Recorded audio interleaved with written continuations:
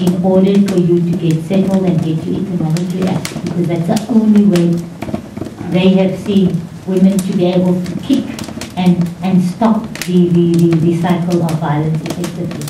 I mean, they have, if the IRSA one is a small one, they have about 4 or 5 times the amount of women that IRSA has. That is in two local, and they cover a very small area. There's one in Kailicha that's trying to bud up and to grow. But because of the lack of resources, they don't have, they stay as 3 days, 4 days at a time, and then you've got to go back and try other alternatives.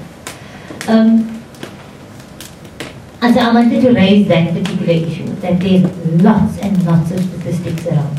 There's lots and lots of, it's all pervasive. It's not only, and personally I've known of, often my home is a shelter to women who comes and my kids know it already, and they've got to give up their rooms because this person is with a cracked rib, and I can't let her go back to that husband. I've had three cases of rehabilitated husbands only. Only 3 of all the years that I've been. There are 3 husbands that I know have definitely went through we've deprogrammed him or we've reprogrammed him. They were able to stop it. Right? But that is only 3 out of, and I don't keep track of how many people helped during the year. That is just not one of the things that I do. But so there are solutions about people that can get a very different change, but it's very individual based. It's extremely individual based, because it depends on to what extent the woman is prepared to say no, prepared to say I'm going to take the power into my own hands and I am actually capable of doing that. So it's dependent on a number of different factors that will be able to do this. It's a pity we couldn't get the person from NISA. NISA is a group run in Johannesburg, and they run from an Islamic perspective, but they have a non-denominational approach.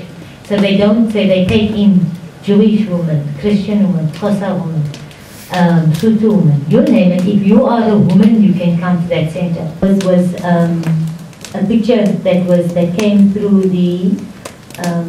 because of the protest against the secrecy bill. Okay? But to me it said so much. It says this is a silent majority, and often that silent majority are women. Okay? The silent majority of where those stories are not being told. And then what we find is that with free speech, somebody says free speech is the thing that we want to do, yes. But see who's the proponent of the free speech. It's a male in caricature, a male in an image. And this is what patriarchy comes to us across. You know, we need to dig deeper and say, but that is so basically not right. That is so basically unjust. That is so basically unfair. That is not, you know, and we've got to see what are when we're able to look at the power relations involved in it. There has to be a perpetrator and there has to be a victim. And how do you erase the thing is if you lift the levels of the victim into survival mode, or even into celebration mode of I am able to, and you decrease the level of the perpetrator to I don't have to do that, because in order for there to be a perpetrator, that perpetrator is denying a lot of it himself. And I'm getting nonsense now to you. Does it make sense? I know what I want to say, but I don't know whether I'm coming across as do you understand what I'm saying? Sorry, can you just repeat what you said about the perpetrator, to move him to move him from the position where he exercises that dominant power? He needs to come to realize what are his gaps as well.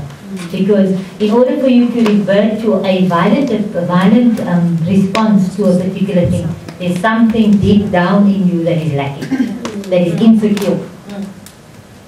You know, if I can only use a violent approach to getting my point across, I'm deeply scarred.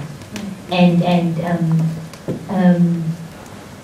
that doesn't often, we often forget that kind of aspect. That we think that the perpetrator is only, yes, it's the one male who, under the influence of the drugs or the drunkard, the alcohol, is able to do that. But why does he have to go to the alcohol in the first place? What is it about him that is making him incapable of dealing with whatever he's coping with in a way where he acknowledges all and still be a human being in that case? What I really want us to get out of this session is defining what gender-based violence is. What does it entail? Kamila, you spoke a lot of, in the story that you brought up, you spoke a lot about the abuse that this woman suffered. Was that physical abuse that you were speaking about? Yes, in the marriage. Okay, and then you also spoke about primary and secondary abuse. Can you clarify for me what constitutes primary and secondary abuse? Okay, in this case, the primary abuse, obviously, that she suffered from her husband. You know, physical abuse, the emotional abuse she suffered at home with her husband. And then the secondary abuse is when she actually went out and sought help. She went to the family, she asked for help, and they refused help. She went to different organizations to seek help because she realized that this is not what she wants. This is not good for her, this is not right. And she sought help, and yet she was turned away, and that is secondary abuse because even though, you know, this woman knows that she needs help, she wants help, she's not being given that help. So that is the secondary abuse. And then my last question was, I want to ask you, because you dealt with this case, right? In your opinion, had she gotten the support and not being told to suffer the whole time and being sent back, would she still have ended up doing that? In my opinion, if I look at my own situation, my own past background, I think if the family was more supportive towards it, I think things would have turned out a lot different and a lot better for her. So the drugs could be a consequence of the... Yes. We deal with, all of us deal with trauma and in different ways. And I think this was her way of dealing with it. You know, trying to...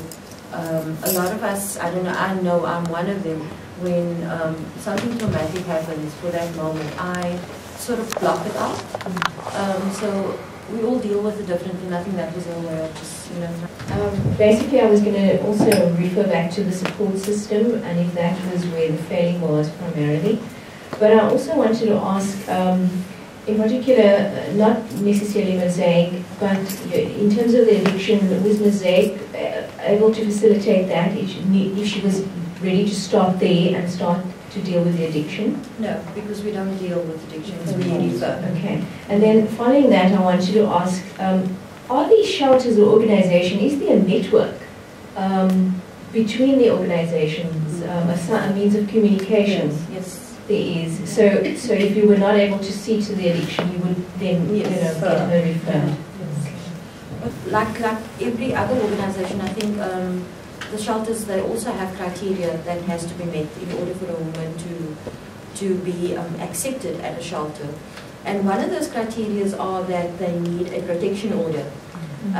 If it's the husband or the boyfriend abusing, so they would need a protection order in order to get placement at that shelter. And then also looking at the children. If a woman has too many children, you know, she would also not be accepted at a shelter. It might not apply to every shelter, but there are certain shelters that do not accept a woman with 5 or 6 children. And also at IFSA, if you send them there and say I've got 2 boys and 2 girls, they might also not accommodate you, which is something that I've also done. I will send them to IFSA and they say, no, if she has 2 boys and 2 girls, we can't accommodate because we don't have place for the boy. And also it is full. Really, we really need extra shelters, especially for Muslim people. We will send them to like places like Place of Hope and things like that, but it's really not Islamically based. Yeah. And the other thing also with shelters is, the problem is all of us come from different households and we've grown up differently. So you get another abuser of a fight, and there's another thing, then you bring the guy has been put out, Then the case is again the NGO's case. So this is the challenges that we face as NGOs with the day-to-day basis.